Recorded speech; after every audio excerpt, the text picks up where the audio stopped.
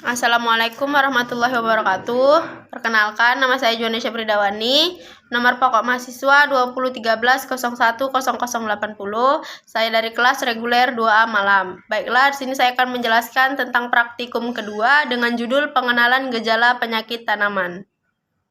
Adapun klasifikasi dari tanaman yang pertama yaitu tanaman padi, Kingdom Plantae, divisi Spermatophyta, kelas Monocotyledonae, ordo Poales, famili Graminae, genus Oriza, spesies Oriza sativa L. Klasifikasi tanaman yang kedua yaitu tanaman cabai, Kingdom Plantae, divisi Spermatophyta, kelas Dicotyledonidae, ordo Solanales, famili Solanaceae, genus Capsicum, spesies Capsicum annum L. Klasifikasi tanaman yang ketiga yaitu tanaman jagung, Kingdom Plantae, divisi Spermatophyta, kelas Monocotyledonidae, ordo Graminae, famili Poaceae, genus G, spesies Gymnus L. Baik, yang pertama ada tipe nekrotik, yaitu gejala yang terjadi pada tanaman akibat rusaknya sel-sel pada tanaman. Baik, yang pertama itu ada gejala nekrosis pada tanaman padi. Gejala nekrosis pada tanaman padi disebabkan oleh jamur Pyrrhicularia oryzae yang menyerang tanaman padi pada fase vegetatif serta fase generatif. Adapun gejala yang ditimbulkan pada tanaman ini, yang pertama itu daunnya berwarna putih kecoklatan pada bagian daunnya. Yang kedua, daunnya patah-patah serta lama-kelamaan daun akan mengering hingga mati. Adapun cara pengendalian pada jamur ini, yang pertama dengan menanam padi secara serempak, yang kedua menggunakan benih yang unggul, yang ketiga sanitasi lingkungan, yang keempat pemupukan yang berimbang. Yang kedua ada gejala perforasi pada tanaman jagung. Gejala ini disebabkan oleh serangan belalang atau lokusta. Gejala ini dapat tampak pada usia jagung 12 HST atau 12 hari setelah tanam. Gejala ini dapat terlihat seperti bolong-bolongnya daun serta habisnya tepian daun. Belalang menyerang tanaman dengan cara memakan bagian-bagian daun yang masih muda. Adapun cara pengendaliannya, yang pertama yaitu memusnahkan belalang-belalang yang ada. Yang kedua, secara sanitasi lingkungan. Yang ketiga, melakukan penyemprotan. Yang keempat, secara kimiawi. 3. Gejala busuk pada tanaman cabai.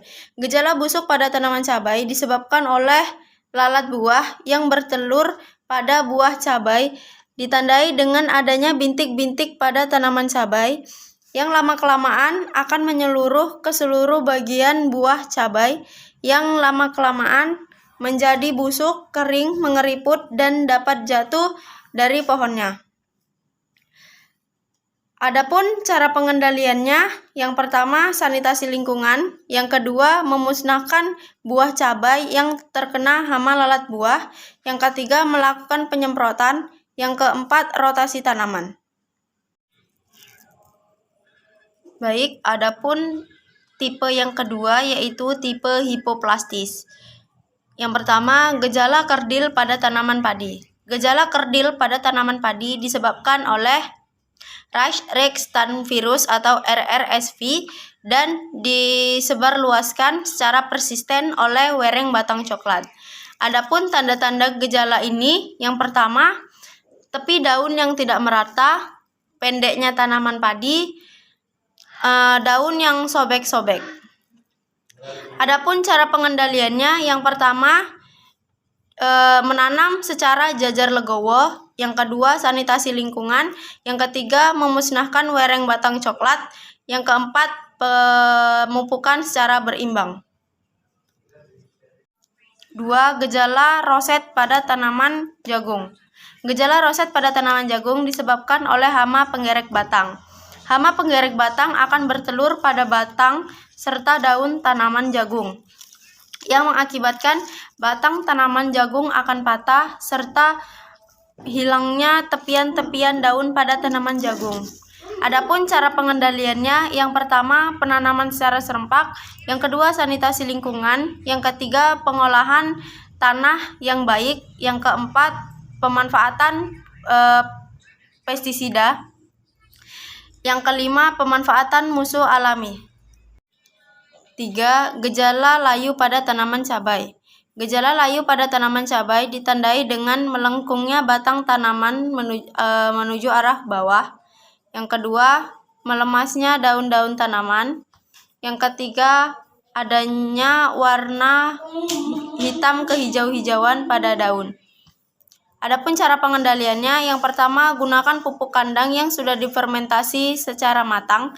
Yang kedua, pengaturan irigasi yang baik. Yang ketiga, gunakan agen hayati.